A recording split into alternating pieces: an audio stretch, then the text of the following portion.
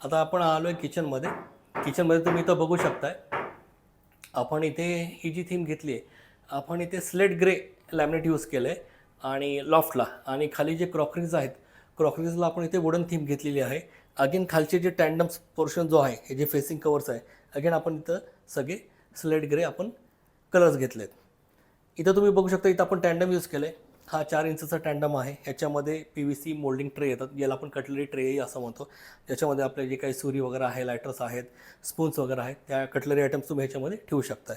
हे सगळे क्वाड्रो चॅनल्सवरती येतात, ऑटो सॉफ्ट क्लोज आहेत हे. त्यानंतर इथं खाली जे आहे, इथं 6 इंचाचा हा तुम्हाला टँडम ड्रॉवर भेटतो. 6 इंचामध्ये तुम्ही डिश वगैरे ठेवू शकताय. त्यानंतर खाली इथं जे आहे, हा 8 इंचाचा आहे, ह्याच्यामध्ये तुमचे प्लेट्स वगैरे तुम्ही ठेवू शकताय. आणि ह्या बाजूला जे इथं आपण दिलं, हे 2 एम्प्टी आहेत 8 इंचामध्ये. ह्याच्यामध्ये तुमचे बॉल्स वगैरे, कढई वगैरे जे काय आहे ते तुम्ही ठेवू शकताय. सेंटरला आपण इथे पुलआउट दिलेला आहे, हा ज्याला आपण बॉटल पुलआउट म्हणतो. आणि त्या बाजूला त्यानंतर इथे शटर्स आहेत, जे काही तुमचं मोठे डबे वगैरे आहेत ते तुम्ही ठेवू शकताय. आता ह्या साईडला तुम्ही इथं जर बघाल, तर इथं आपण इथं प्रोफाईल शटर दिलेलं आहे. ह्याच्या खाली जे आहे, इथं आपण एक ओपन पॉकेट दिलेलं आहे. आणि जशी आपली आर्ट अँड स्पेसची आपली जी स्पेशलिटी आहे, तर आज आपली स्पेशलिटी काय बरं, कर्व थीमसाठी, राईट. तर आपण इथे कर्व थीम घेतलेली आहे. ओके.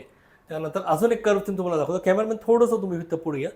बरं, आता तुम्ही इथं क्रॉकरी बघाल लेफ्ट हँड साईडला. आता मला माहीत नाही तुम्हाला कॅमेरामध्ये कसं दिसतंय, इथे पूर्ण आपण कर्व घेतलेला आहे.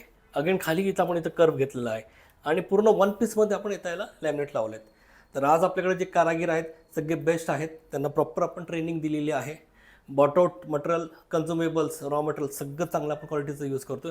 त्याच्यामुळे प्रॉपर तुम्हाला इथं फिनिशिंग दिसेल. सगळीकडे कंपल्सरी आपण एज बँड्सचा वापर केलेला आहे. आणि मी रेकमेंड हेच करतो की तुम्ही फर्निचर जर करत असाल तर 100% तुम्ही एज बँडचा हा वापर करा.